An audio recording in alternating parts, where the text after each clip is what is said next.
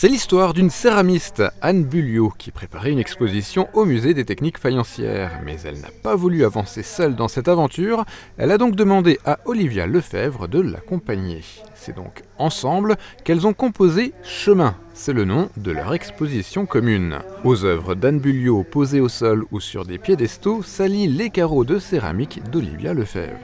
J'avais une vision de ce qui pouvait prendre force entre nous deux dans notre travail, mais après on essaye d'avoir quelque chose de ne pas surcharger pour les gens, où ils puissent prendre le temps des œuvres.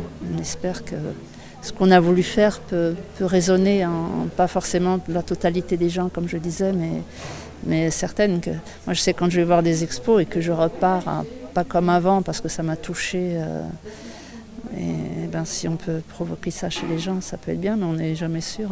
Présentes pour le vernissage vendredi, les deux artistes ont aussi accompagné les visiteurs sur les chemins menant à leurs œuvres le jour suivant. Une médiation, une rencontre avec le public, voilà qui ne les a pas effrayés, au contraire. Lorsqu'on travaille l'argile, c'est un dialogue avec la matière, mais après, ça ne vous appartient plus. Ça appartient à la sensibilité, à l'émotion, à la critique de celui qui va regarder. De cette exposition proposée à deux est aussi né un catalogue trace papier qui immortalise cette présentation à quatre mains et à laquelle les deux artistes ont aussi apporté beaucoup d'attention.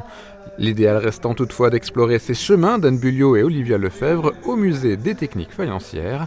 L'exposition est visible jusqu'au 16 mai.